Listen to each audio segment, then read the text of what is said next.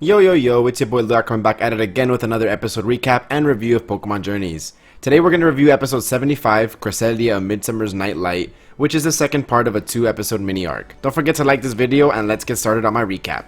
This episode begins with Dawn recalling her first encounter with Cresselia back on Full Moon Island. Upon seeing that it's injured, she goes to help it but naturally goes to fight back Dawn.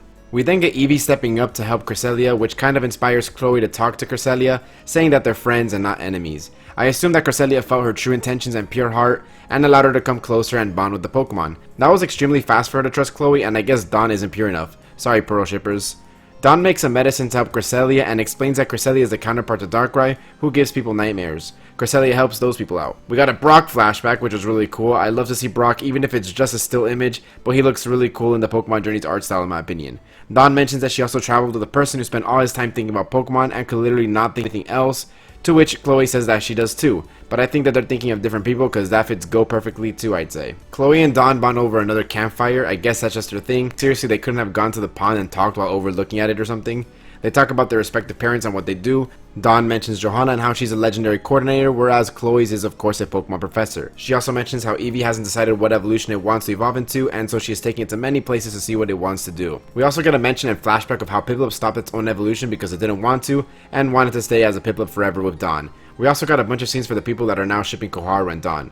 Turns out the scene with Dawn at the cost of fake out, and we're just seeing her doing that with Chloe in an up-close performance in the woods with a poorly injured Cresselia being forced to watch. I like how she said Pochama come out in English though. Chloe also performed her own rendition of her performance, even mimicking Whirlpool, but it ended up in a funny fashion. We get a really long winded dream sequence for Koharu showing how Cresselia can defend against Darkrai with its Lunar Wing, and kind of implying that they actually don't hate each other and they kind of have like a mutual symbiotic relationship, I guess. We got the Brock flashback and even an appearance of Bronzelight in this episode. They really wanted to show the whole Diamond and Pearl squad in this one. Darkrai then shows itself to Ash and Go in order for them to follow it, and Cresselia is ready to go too, having Dawn and Koharu follow it, but it's too weak to move and it's just that Darkrai is in front of it. Team Rocket then shows up and has their gacha Pokemon for this episode being Dusknoir and Lunatone. How fitting that the Moon and like Nightmare weird Pokemon are both in it.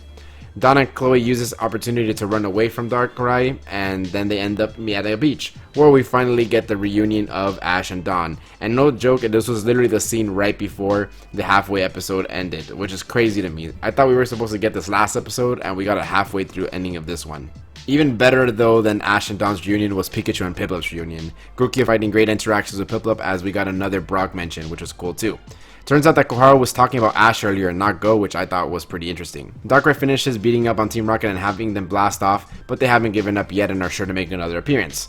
Ash and Go think that Darkrai injured Cresselia, but it wasn't the case, and Chloe mentions that as well. The actual Team Rocket making their appearance and are aiming for Cresselia, and the battles start horribly with Pikachu, Cresselia, and Piplup all getting L's, whereas Eevee actually got a good tackle in on the Purugly. I also like that Piplup had a terrible battle against Rhydon and now a Rhyperior, so he's not doing too good against the Rhyhorn line. Darkrai shows up and helps them fight off against Team Rocket, but then a Team Rocket blast from the ship really injures him, but Cresselia comes back and heals it with Moonlight, which is really cool.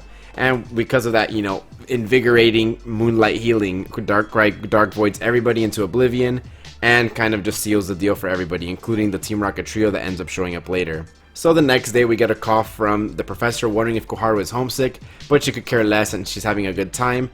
And the egg finally hatched, and what Pokemon did we get? A Piplup, but not just one Piplup, we got like 10 of them running around, and things end off with a beach scene, which was really, you know, generic, and I'm really sad we didn't get the Eterna City contest after all. So my thoughts on the episode. Overall, I thought this was a cool wrap up to the last episode, ending the 2-episode mini arc.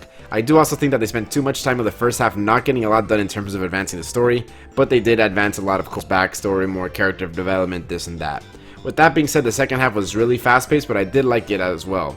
I think they could have used more time with the gang fighting against Team Rocket, and maybe making them out to be a bigger threat than they ended up being, but besides that, it was overall really well done. As I thought, I absolutely love Piplup, and I can't wait to see more of the 10 Piplup babies back at the lab now. That is, if we ever get a mention of them, which I think we will. I gave the last episode a 7 out of 10, so I think I'm going to give this episode a 7 out of 10 as well, but if I'm being honest, I slightly liked the episode a bit more, but this episode had more Darkrai, and I'm a fan of that. And I also like the battle between the gang and the grunts, even if it was short-lived. So yeah, those are my thoughts and recap on this episode. If you enjoyed, a like would be greatly appreciated, as well as subscribe if you haven't already. Until next time, it's been your boy Luap, and I'm out. Peace.